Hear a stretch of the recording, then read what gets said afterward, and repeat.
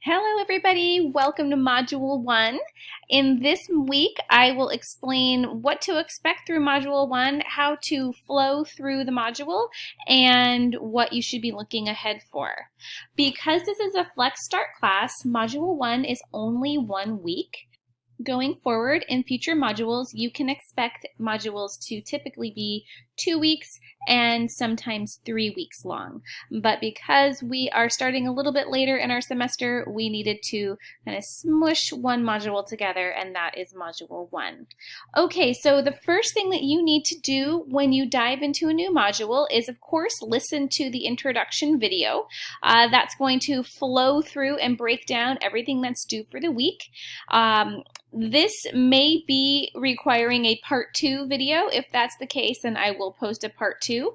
It just depends on how much I can get in my first video time. We do have a lot to do this week because this is a 2-week module pushed into one. So let's get started. The first thing that you need to do when you look into a new module is, after you've watched the video or as you're watching the video, follow along by clicking on the Overview tab. Now, this Overview tab tells you what to expect for the week, what the readings are, what's due, and what you can look ahead to. So our topics this week are Introduction to Children's Literature and Selecting Children's Literature. So you are responsible for reading in the module readings, both Introduction to Children's Literature as well as Selecting Children's Literature. I know they sound very similar, but they're actually 2 separate readings. And then you will also complete a reading from this Miller article called Everybody is a Reader, and that is directly connected to the literacy autobiography, and you can find the reading within the literacy autobiography. So what is due Tuesday of the module, and you can always expect on Tuesday that you will have a reading organizer due. Well, this week we actually have 2 reading organizers due because we are smushing a 2-week module into one.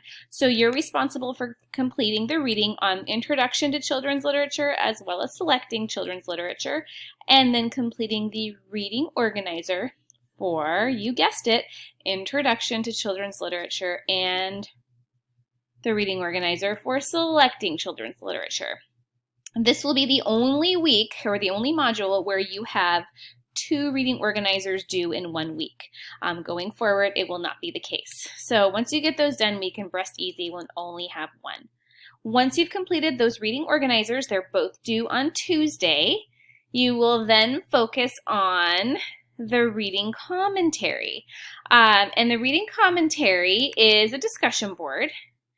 And what you get to do is possibly go to the library if you have not, if you don't have children's books available to you at home anywhere.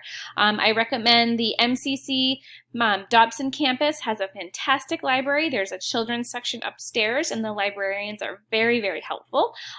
Really, any local library that is near you is going to have a children's section, and get very familiar with the library because you are going to make several trips to the library throughout the semester. So I want you to get comfortable, get to know the librarians, get to know the children's section, and it'll just make your experience more fun.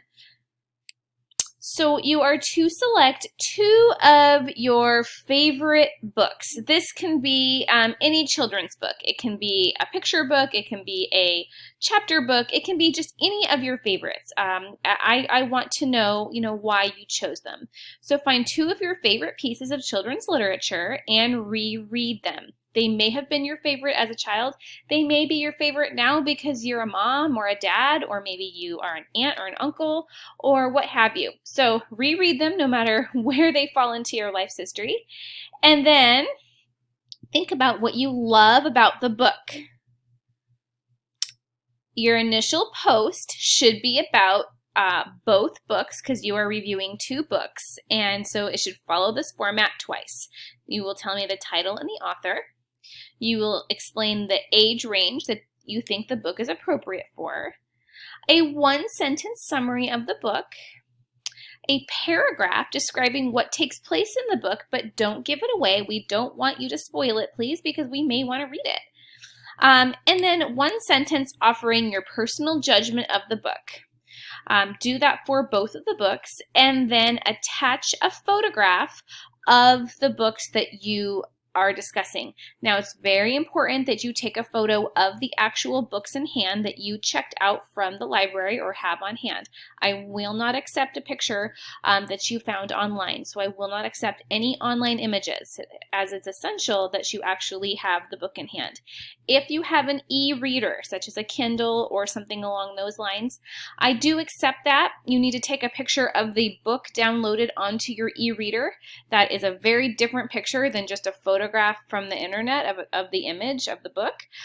So take a photo of your e-reader with the book on it, but I highly recommend getting your hands on the actual books themselves. It makes a tremendous difference, especially when you're analyzing it for pictures, and it's not a bad thing to use e-readers, but I really prefer that you experience the books in hand. So the initial post for your reading commentary 1 is due Thursday, and all reading commentary initial posts are due Thursday. Then you need to respond to at least 2 peers, and you have until Sunday to make that response post. But it's really important that you do not forget to make the response post, because it is worth points. So you can just see here that our initial post, our reading commentary is worth 10 points, 6 points for your initial post, 2 points for both pictures of the book. It can be one picture with 2 books in the picture. It could be a selfie of you holding up both books. It could be both books sitting on your bed or what have you, or 2 pictures is fine. And then 1 point for each response post to your peers. So if you don't respond to any peers, then you have lost 2 points, and you can get only a maximum of 8 points on the reading commentary. Okay, so that will be due on Thursday. And then the last thing that is due this week is the literacy autobiography. This is a very fun assignment. This is where you're going to find that additional reading we have this week, which is called the Miller chapter.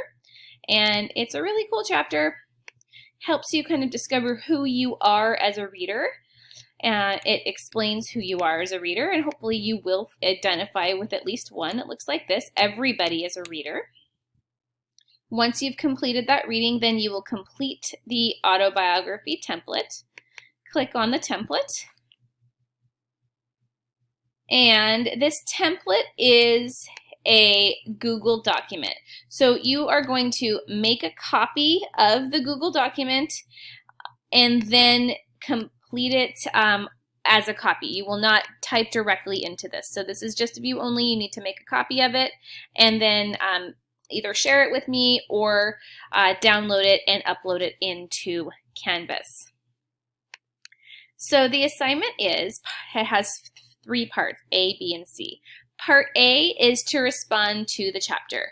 Based on these types of readers that were identified, who do you identify most with, and give examples to support your response. So if you didn't really like reading very much, but now you do, or maybe you started off loving reading, but now you're not, give specific examples in your life of where that happened. And don't be ashamed, everybody. Everybody's had their journey. Everybody's reading journey is up and down. So wherever you are in your journey is exactly where you're supposed to be. And I hope that this class will give you a new appreciation to literature. Then how has your identity as a reader changed over time? Typically does. Sometimes it doesn't. Use details and examples to support your response. And if you don't think your identity has changed, why do you think that is? What's made you say the same? Are you comfortable with who you are as a reader today, and why or why not? So that's just, responding to the actual text. Now, part B and C are connected.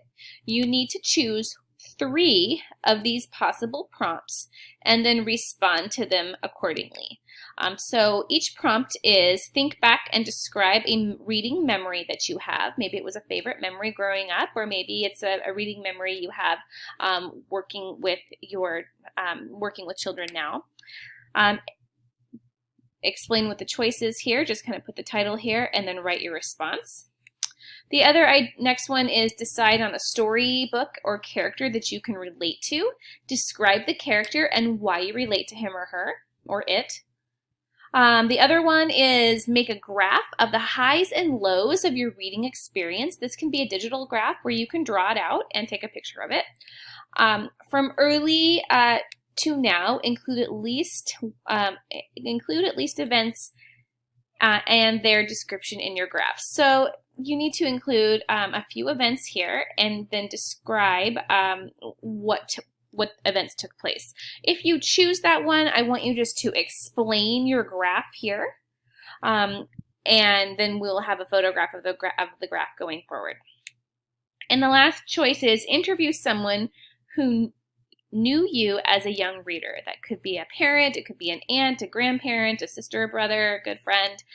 Interview them, see what they have to say about what kind of reader you were, what you liked, what you disliked, etc. And then just write, what they said or what the interview was, what you learned about yourself in the response.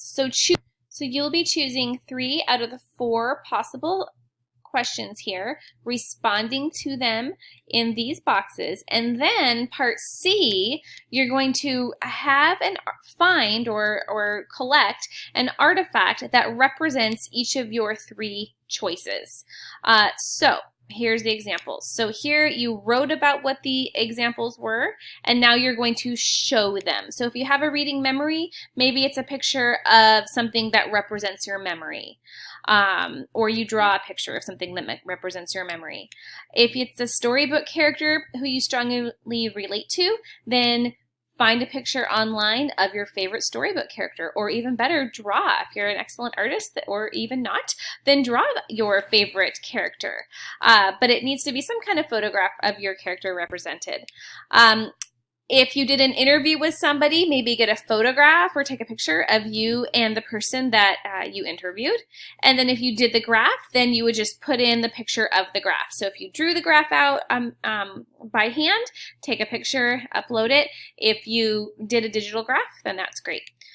So these can be uploaded separately, or you could have them all in one picture, a picture of your graph, a picture of the picture that you took with your mom or dad, and a picture of, we'll say, Junie B. Jones as your storybook character. So just possible ideas, or you could upload all 3 individually. So part B and C are very similar. B, you write about what the response is, and C, you show it with the actual artifact. So what to upload to Canvas? You'll upload the template and you'll upload your artifacts. That is all that's due for Module 1. And once you've completed that, you are done for the week. That, of course, is due on Sunday. Don't forget to respond to your peers' posts on Sunday and submit your literacy autobiography, Sunday of Module 1. And then here is just a little looking ahead. You will be going to the library most likely for Reading Commentary 1, which is of your 2 favorite children's books. And since I know you're all very busy, I recommend clicking on this handy dandy reading commentary list, and it gives you a list of all the upcoming reading commentaries, gives you the list of the books so that it's maximizes your trips to the library. If you attend the library, if you can only get there maybe once or twice a month, then you're going to want to look ahead and gather up the books for the upcoming reading commentaries so that you don't have to go every week. Because I know we're busy, many of us are working, and we have lots of busy things going on. We don't have time to hit the library every week. So do use this handy dandy library book checklist to help you with your time management and organization, and it will make life even better. Okay, everybody, that is Module 1. As you can see, Module 2 is not open yet. I will always open it the week before the module is to open to give you, if you feel like working ahead.